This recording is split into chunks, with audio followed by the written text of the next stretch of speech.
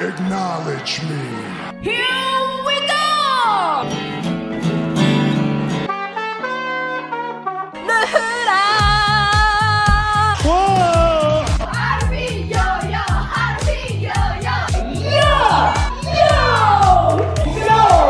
됐다! Alfie. 알피! 예.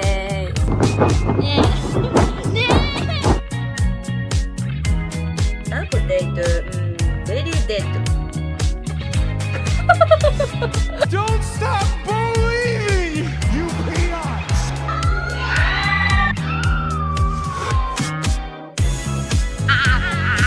Happy. Love girl. Alfie. Thank you, Alfie. See you soon. Yeah!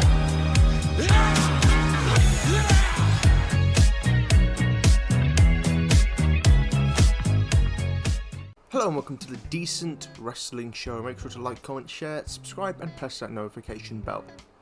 On today's show, we're going to take a look at Actress Girl's 14th of August 2023 Korakuen Hall show and give a recap and review of this event. Apologies for the delay in uploading this. Before we get into the main show, there was a dark match. Still a sizable audience showed up to watch the dark match. This was before the opening introduction and dance sequence. And two new debutees were included in this match, as Nanami Togi made her debut, decked out in purple gear, and she is a bass player, and I believe she also plays the drums as well, so a mega talented musician. And it's great to see her debut. It took her, I believe she's been training for over a year, so it's been a while, but she's now ready, and this is a big moment for her as she teamed up with Chiawoba with her giant ice cream. They took on Mana Yamashita, also making her debut. She's a big fan of baseball, so she has baseball gear, which I think looks pretty cool. And she teamed with Haruka Ishikawa, who finally returned after, I believe she hasn't wrestled in 5 months. Or she'll be wrestling in September, which is good to see. So two new debutees in Mana and Nanami, both have great ring gear, and let's see how they do in this match. So overall the match was fine. Definitely a very less experienced four in this match. A lot of drop kicks as expected, because that's one of the early moves they learn. So expect a lot of drop kicks, some better than others. I thought Mana's was pretty damn good, and Nanami's wasn't as good, but it was still decent. I think Nanami and Mana both should be very proud of themselves. Nanami showed some good fighting spirit, and so I can't wait to see more of her. And Mana also had brilliant presence.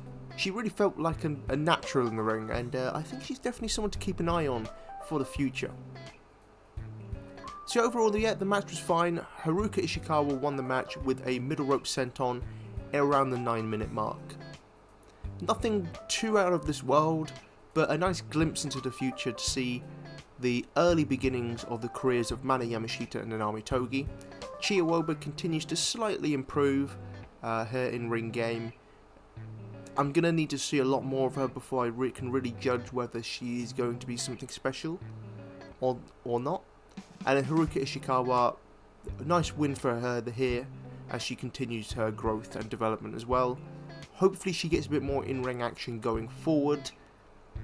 She's already announced for a show at the end of September, and she's probably going to be at the Korakuen Hall show in October, but hopefully she's at more of the smaller shows as well in the future, because I do think she is quite talented. There was a new opening video package which was cool to see. It didn't feature the new debuts, which I thought was weird, and so they had another one at the next show. They had another new video package, so this lasted 6 days. Fantastic. They had a new opening dance introduction. Everyone had new costumes. They're now all in kimonos. I believe they're called kimonos, and everyone looked incredible. Loads of different colours and styles, and the entire new dance, I believe. Well, they kept the Love Riddle dance at the end, but the first dance is different to the previous ones. Ren-san was super excited in this opening.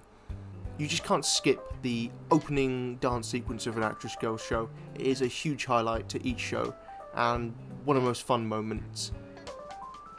Of course, the showcase was of the main eventers Miko Ono and Act Yasukawa, so somehow they made the opening dance even cuter. It is sad about the copyright-free music dubbing, but music companies be like that, sadly.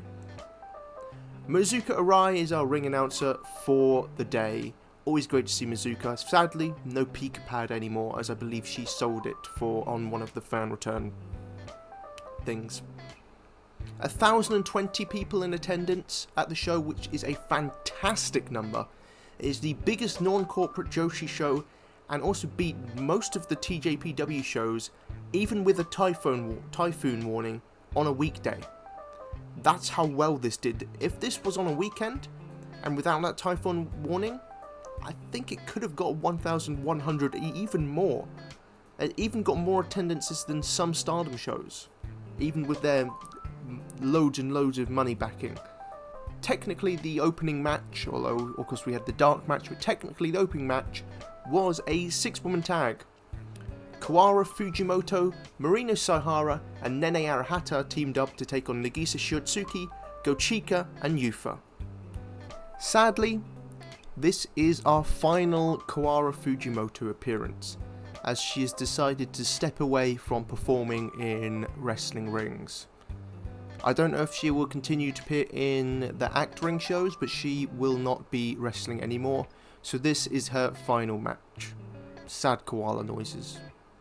I don't know what noise a koala makes, to be honest. But in good news, even if it's only for one night only for a couple of months, Marino Saihara is back. Stronger and cuter than ever. Although, yet again, she's gone after the show for another couple of months while she continues to come back from her serious knee injury. Kawara did a magic trick with Marino's squirrel. It did go a little bit wrong because, I mean, you could see the squirrel. So it wasn't the greatest magic trick, but it's still fun nonetheless, and I'm going to miss that from Kawara Fujimoto. I love that Nene Arahata just did not fit the vibe of the team at all. She looks like me in any social situation. Then we got the colourful team of Nagisa, Gochika and Yufa, and I love Nagisa just pushing Gochika out of the way during the introductions. And I also loved Yufa took a pre-match selfie, as she always does, and the handshakes were quite funny, with Nene clearly not wanting to really get involved with the handshakes, and then Marino and Kawara having a little bit of fun with it.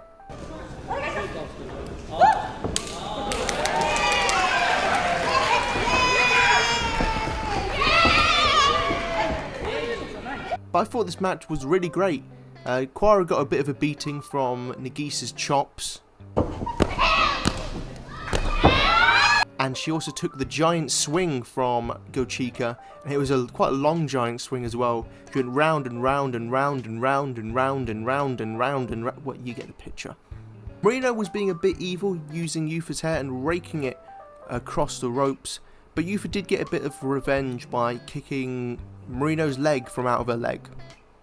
Nagisa pulled off a new move, and Gochika also had a couple of new tricks up her sleeve, and performed, I liked her atomic drop into a sort of fireman's carry move. And also, on the word of Gochika, her wrestling gear in this match, I believe it's new gear. Respectfully, it is amazing. In the end, Gochika used another new technique at 8 minutes and 26 seconds with a beautiful choke slam. She really had an MVP performance in this match. That choke slam was a thing of beauty, as was the giant swing. I thought, for the opening match, I thought this was absolutely perfect. Just a great fun match. Didn't overstay its welcome, didn't go too long, but just featured some bright characters, had some fun moments, and had some good wrestling. The next match also featured a debut. It was a 6-woman tag match. First off, the awkward but amazing team of Ren-san and Alan teamed up with the Great Asako. Ooh, yes. Ooh. What a fantastic surprise at Korakuen Hall. Asako Miya couldn't make it to the show, so the great Asako takes her place. The strongest wrestler in human history. Ren-san was scared of Asako, which I found quite funny. They took on the team of Mari and Naru, the baby ninja team, and the debuting Yui Tenshoku. Again, I'm probably going to butcher her name quite a lot. Ui, I'm still not sure how to really say it. But I love her green gear and her hairstyle, and she has a lot of charisma. Asako was beaten by her kryptonite wrestling moves. They found her weakness, damn it. But she did come back with the best handspring elbow and moonsault I've ever seen. Ricochet could never. Alan used her umbrella to take out everyone, like including her teammates, and poses on them. What a boss. And Asako's moves are so lethal, they actually hurt herself. We got to see a triple submission from the Ninja Baby and Yui team, which I thought was a pretty cool moment at Korakuen Hall. Alan and Yui had some back and forth before Naru showed off her insane athleticism with a top rope drop kick and her perfect moonsault. Yui had some slams and a gut-wrench suplex and actually won on her debut at Korakuen Hall in a huge moment with a modified Michinoku driver, pinning Alan, who was not happy after the match about this. The great Asako mopes around after the match and joins the crowd before leaving mysteriously. The greatest American export, the great Asako. Will we see her again? We don't know, but we'll be looking out for it. She also has a new Instagram, the great Asako. You should go follow it. I'll probably leave a link below, or I'll forget. Ren-san and Alan's post-match interview was amazing. Ren-san being very cute but annoying, and quite funny, as she usually is. Sha! シャーってこう言ってくるんですよ。シャーシャー。まあ一緒にやりましょう、せっかくだから。終わりで、終わりで。終わりで。シャー。終わりで。Stop talking! And I gotta say, Yui did really well on her debut. She seems to be very popular already. All I saw were tweets from like her friends saying this is their first wrestling show they've been to, so she clearly has an audience that she's got, which is really good start for her, and she has tons of charisma and energy, and I think the sky's the limit for her. This was a very good debut from her. And the match itself was a ton of fun, lots of crazy and unique moments, and Great Asako is probably one of my favourite gimmicks right now. It just fits perfectly. Yeah, great match, really enjoyed it. Next up, no disqualification. Kira Ann and Kyoko Wai take on Maru and Bulldozer Todoroki. Jadoshu explodes. Kyoko and Kira look cool as hell, and Kyoko came out with a chair, while Todoroki had a kendo stick and Maru came out with a ladder and her trusty chain. Kira and Wai attacked from the bell, and we got some really nice aggression from Maru and Kyoko Wai against each other. Their own teammates had to pull them apart off each other. Kira's kicks on Todoroki, denied. Kyoko did take down Todoroki with a stunner, and then we got a double down after a chair and kendo stick shot. The ladder then came into play, which we got a tug of war, which was won when Todoroki got involved, obviously. Maru took a bump off the ladder from Kira Ann, and then a Kira Ann powerbomb onto it. Brutal. And notice how like a match like this, with spots like this, means something when it isn't done every single show, or it isn't done weekly. When it's spaced out between months, it can have a great effect. And I think unlike other promotions in Japan where they just go, do this big spot, big spot, big spot, big spot, and it becomes, first one is awesome, and by the 593rd explosion, you're like, this is awful. More good work from Kyoko and Maru. We got a chair shot to the head, and it was a safe one because it was one of those chairs where as soon as it connects to the head, it just flies off. So great sell from Awai as well. She sold it perfectly. We then got the biggest moment of the match as Kyoko Awai was laid out on a small table outside the ring. Maru Originally Todoroki wanted to do the jump, but Maru told her to get down, and so Maru climbed the ladder and did a beautiful, perfect looking diving stomp onto Korakuen from inside the ring on the ladder to the outside, through the table. Brilliant stuff. Kyoka did the most blasphemous thing. She used Maru's chain. She then hit an AA, a huge knee, and a knee drop, but no victory as Todoroki broke up the pin. Eventually, at 13 minutes and 10 seconds, Maru made Korakuen tap out with the Brock Lock. A great end to a great match. This was so good because, especially Korakuen, it was a standout performance from her. Her work with Maru in this was brilliant and violent, and it suits their attitudes and their brewing rivalry in this faction. Todoroki and Kira are kindred spirits with their ability to be badass and comedic at the same time. We got some big spots, but this was not a spot fest, and it told a good story with Maru and Korakuen, and I hope that one day down the line we're going to get a big match for the control of Jadashu between Maru and Korakuen. I think that would be an awesome moment, and to see if Korakuen picks up a big victory over Maru one day, that's going to be a brilliant moment. Awai seemingly separated kind of from Jadashu. She hasn't left, but she said some words and that really annoyed Maru. And then Awai walked past someone who is kind of joining her faction, Ren-san. Not decked out in her usual Green Lotus gear, she was decked out in sort of camo Final Fantasy gear. I think she looks badass. So yeah, apparently it's a Final Fantasy cosplay. Kind of bad timing considering their recent game flopped hard. We then got another 6-woman tag match as Beasts Rebellion. Ayano Eri, Chiaki and Riko Fukunaga teamed up to take on Update Plus, Kanamik, Sakura Mizushima and the #1 idol Mi-chan. Update Plus had a new kind of entrance with some cute balloons, which I think Chiaki shadowboxed at one point, which was quite funny. Sakura and Chiaki had an awesome athletic opening sequence. I just never get tired of those two having those opening sequences. Riko, on her return to the ring after over a year out pretty much, she was a bit rusty at times, but she did have some nice submission locks and transitions. It will take time before she gets right back up into it. Update Plus have a new move, a new shoulder block with a cute pose at the end of it, and me and Chiaki had some really nice stuff in this match. Of course, Kuma-chan had to get involved at some point, beating up Ayano Eri, and then flew into the camera. We got an awesome moment as Sakura was pinning Ayano Eri, and Chiaki came out of nowhere with a gliding kick into her head. Just the out of nowhereness of it just made me laugh. We got some nice teamwork and double team moves, and at the end, at 10 minutes and 5 seconds, Ayano Eri pinned Sakura Mizushima. This ended up being probably the weakest match of the main card, but it was still a fun encounter nonetheless. I really loved Sakura and Chiaki's stuff.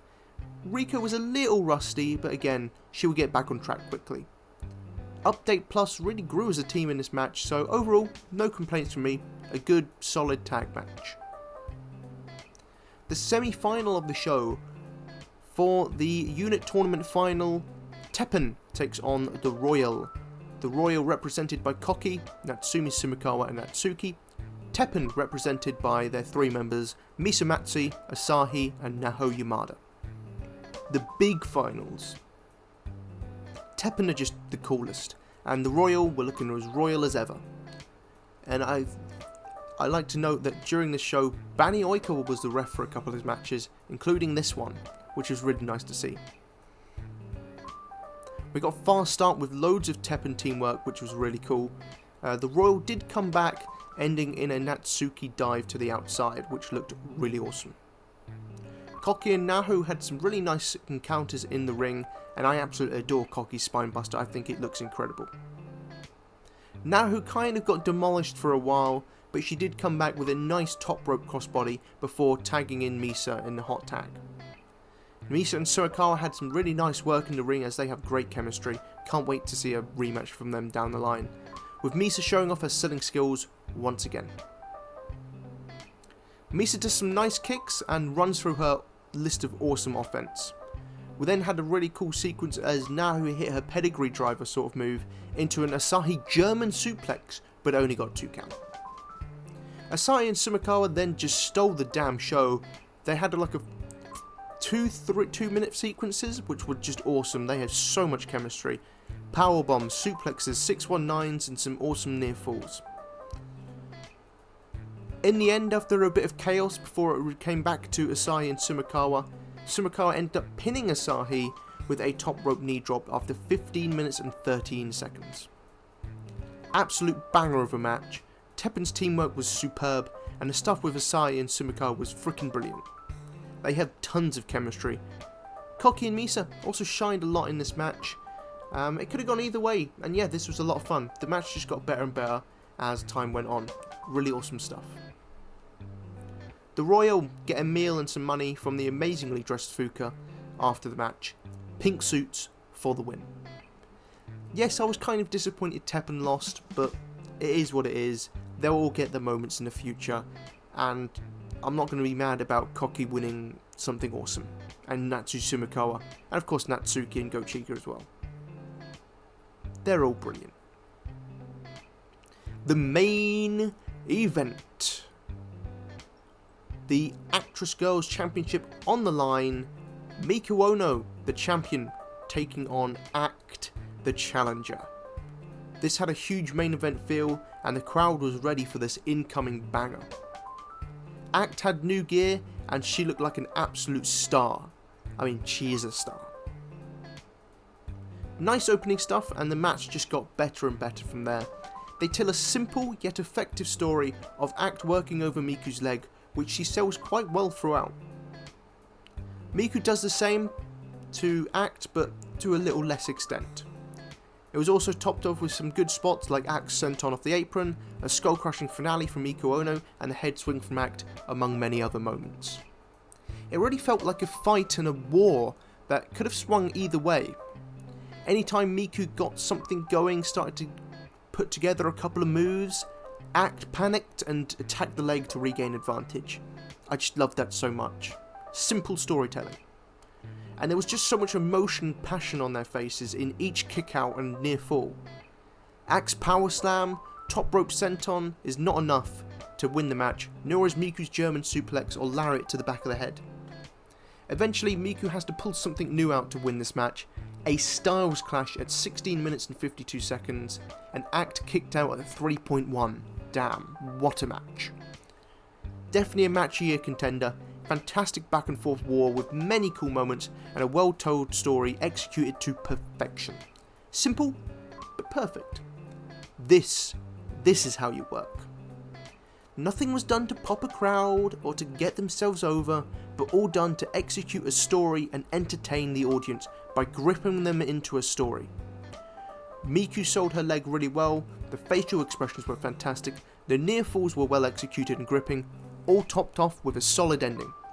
5 stars. Post-match, Act steps down as the leader of Beast's Rebellion and gives the role to Ayano Iri, who is also the next title challenger. Huge moment for Ayano, and I just know she's going to knock it out of the park. Overall, I'll give the show a rating of an 8.5 out of 10. A fantastic show. Match of the night, I'm going to give, of course, to Act versus Miku Ono. Go check that match out. It's on YouTube for free, so definitely go watch it. The 3 MVPs of the night, I'm going to give to Miku Ono. Natsumi Sumikawa could have given it to Asahi, and the Great Asako. Fantastic show. Every match has something worth watching. Big moments and the feelings of a big show. Class from AWG here. Check this one out. Thank you for listening, and take care. 5、4、3、2、1。バイバーイ。またねー。